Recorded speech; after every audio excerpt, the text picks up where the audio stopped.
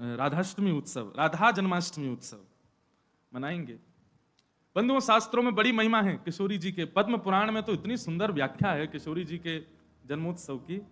1000 Ekadashi multiply into 100 कर दो, जितना आएगा इतना फल मिलता है एक राधाष्टमी का व्रत करने से। अब कई लोगों के मन में भाव रहता है कि मेरे मन में भी ऐसा ही भाव रहता है कि भैया उत्सव है ठाकुर जी को जन्माष्टमी को, उत्सव है राधाष्टमी को, तो फिर काहे को हम लोग भूखे प्यासे रहें, बढ़िया माल छाने। तो भाव तो रहता है, पर शास्त्रों में बड़ी महिमा है। व्रत करने का नियम मूलतः इस भाव से होता है कि भाई जब हम अन्न का सेवन नहीं करते हैं तो अन्न सेवन ना करने से आलस्य जाता है। अन्न सेवन ना करने से मस्तिष्क में, मन में नकारात्मक ऊर्जाएं नष्ट हो जाती हैं। फलाहार रहते हैं तो निश्चित ही है ऊर्जावंत होते हैं, तो ऊर्जावंत होंगे तो और बढ़िया उत्सव मनाएंगे। लेकिन बिल्कुल ही आहार ग्रहण नहीं करोगे तब तो फिर मतलब व्रत इसलिए करना है कि उत्सव में आपसे आपकी ऊर्जा पूरी लगे, आलस्य ना आवे, नकारात्मक भाव ना आवे, मन में कोई दुर्भाव ना आवे, इसलिए अन्न का त्याग किया जाता है। बाकी तो उत्सव में तो खूब पाओ धुआंधार, लेकिन व्रत करने से आपके उत्सव में बेहोशी आ रही है तो महाराज और बिना भोजन किए कुछ तो फिर उत्सव को भंग करने वाली बात हो जाएगी। उत्सव को भंग नहीं, उत्सव को सुंदर बनाने के लिए व्रत करना है।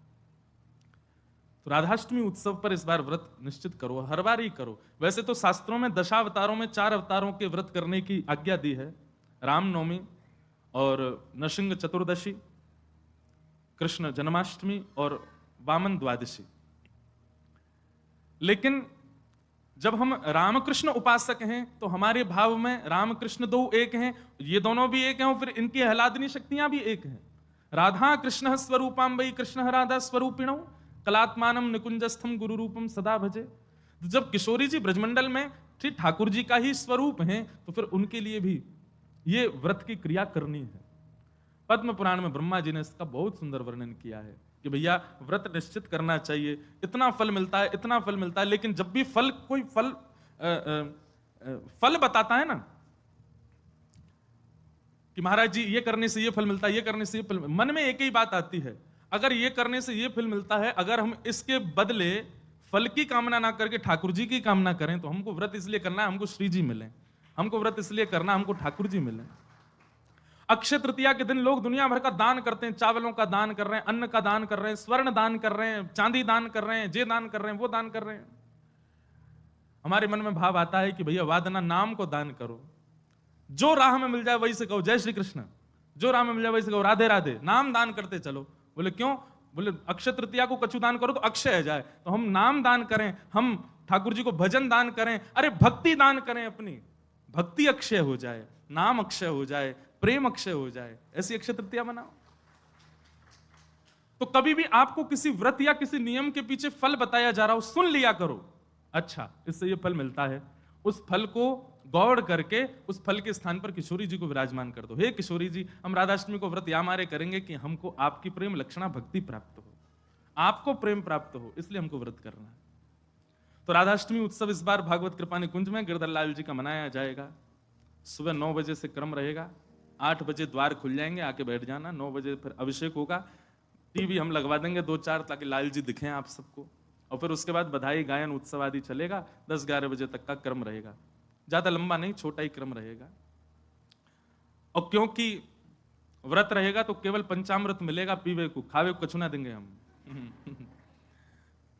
प्रसाद भी रहेगा, सब लोगों को थोड़ा थोड़ा प्रसाद बाहर ही मिल जाएगा। फिर उसके बाद राधा वल्लभ जी जाइयो, वहां पे ऊधम चाहिए, बिहारी जी जाइए। और सुनिए, राधाष्टमी को हमारे ब्रजमंडल के रसिक शिरोमणि स्वामी श्री हरदास जी का जन्मोत्सव है। फिर तटिया स्थान जाना, तटिया स्थान जाकर के स्वामी जी महाराज को प्रणाम करके आना। वहां पर खूब निधिवन राज जाना, निधिवन में जाके स्वामी जी को प्रणाम करके आना। राधाष्टमी का उत्सव तो जन्माष्टमी से भी बड़ा होता है हमारे ब्रजमंडल में। तो ऐसे राधाष्टमी का भाव। अब कई लोग पूछ रहे हैं कैसे क्रम होना चाहिए, तो देखो ठाकुर जी का जन्मोत्सव मनाया जाता रात्रि 12 बजे, पर किशोरी जी जो हैं ये उदिया भाव से प्रकट हुई। मतलब सूर्य उदय, जैसे ही सूर्य की प्रथम किरण पड़ी है पृथ्वी पर, बस हल्के हल्के सूर्य उदय हुआ, तभी किशोरी जी का प्रादुर्भाव हुआ। तो एक प्रकार से नहीं, सुन लो, ताली बाद में बजा लेंगे। सुबह 4:30 बजे, 4-4:30 बजे आप सबको, अगर घर में किशोरी जी विराज रही हैं स्वच्छंद भाव से तो किशोरी जी को अभिषेक करना। वैसे हम तो दोनों उनको ही कर दें। जन्माष्टमी पे भी युगल सरकार घर के ठाकुर जी जो है युगल राधा कृष्ण उनको करें, और राधाष्टमी पर भी दोनों उनको ही करें। अगर घर में केवल लड्डू गोपाल विराज रहे हैं, केवल ठाकुर जी मुरली मनोहर लाल जी विराज रहे हैं, त्रिभंग लली ठाकुर जी, तो भी उनको अभिषेक करो। उन्हीं को ही श्री जी स्वरूपा मान करके उनको अभिषेक करो।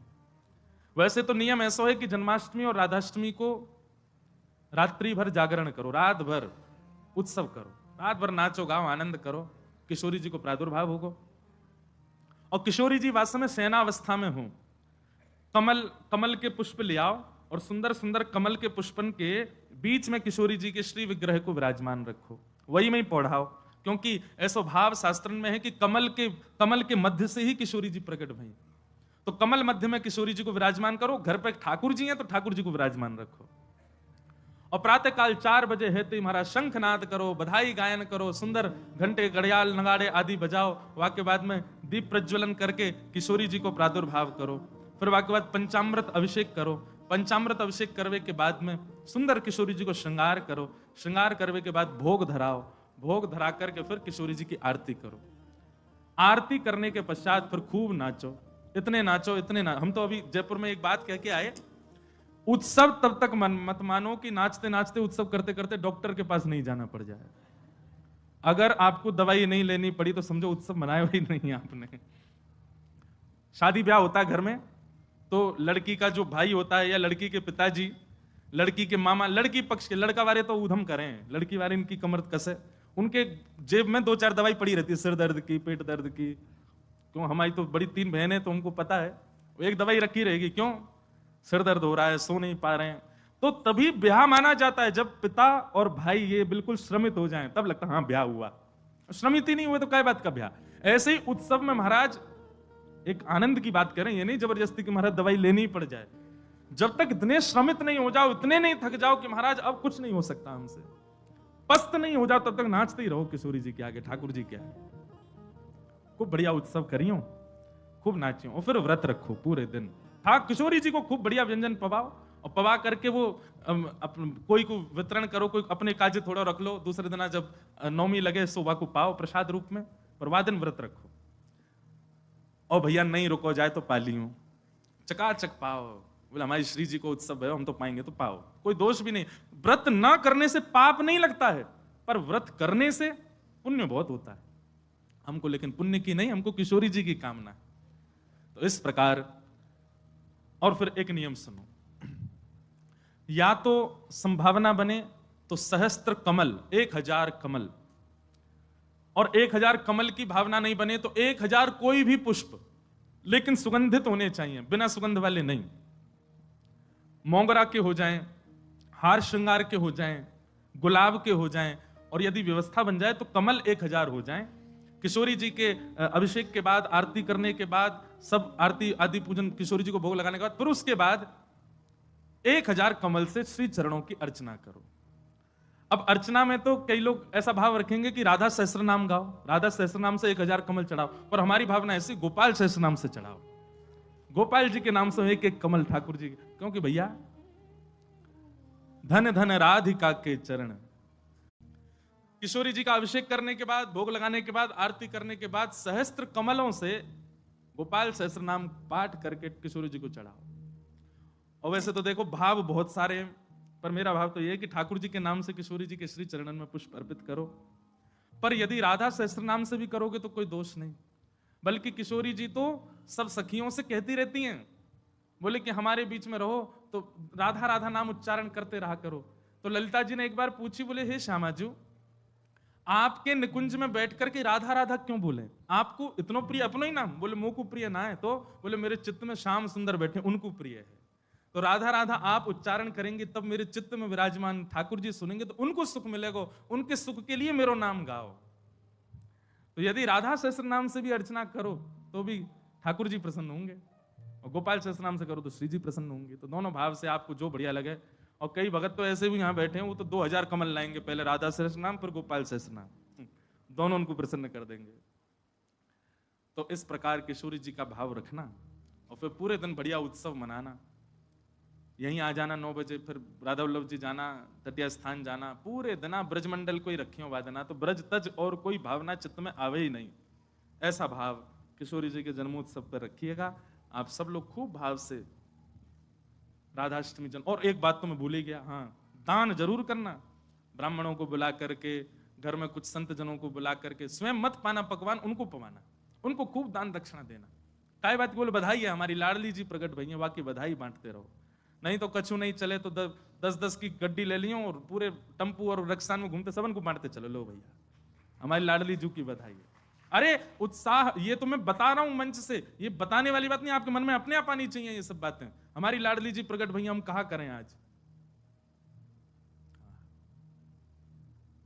सब मत हैं हमारे शास्त्रों में कि भैया ठाकुर जी से 1 वर्ष बड़ी हैं लाडली जी। कई भाव ऐसे बताए जाएं कि 1 साल बड़ी हैं, और कई भाव ऐसे बताए जाएं 15 दिन छोटी हैं। पर अधिकतर ब्रजवासी 15 दिन छोटी वारो भाभी माने। लाडली जी ने एक छोटी हैं लाडली ठाकुर जी से, क्योंकि हमने जब राधा रसामृत कथा करी नागपुर में, 2 बार कर चुके, वह कथा को तो सुख ही अलग है। कभी कभी मैं भी सुनता हूं, इतना आनंद मिलता है, सुख मिलता है किशोरी जी के चरित्र में। तो वहां एक प्रसंग सुनाया था मैंने कि जब किशोरी जी को प्रादुर्भाव भयो तो नंदरानी यशोदा भी आई हैं लाल जी को लेकर के। तो उससे ये बात प्रमाणित होती है कि ठाकुर जी को जन्म पहले भयो है, 15 दिन बाद किशोरी जी भई हैं। पर कई लोग अपनी कई भावनाओं को सिद्ध करने के लिए जबरदस्ती पर इसी बात पे अड़े रहते, नहीं नहीं 1 साल बड़ी हैं लाडली जी, 1 साल बड़ी हैं किशोरी जी। कईयों को ब्याह करने होते हैं ना बड़ी से, तो कहते हैं राधा रानी भी तो बड़ी थी। देखो आप अपने निज कार्य में कुछ भी करो, पर जबरदस्ती लाडली जी ठाकुर जी को मत लाए कर।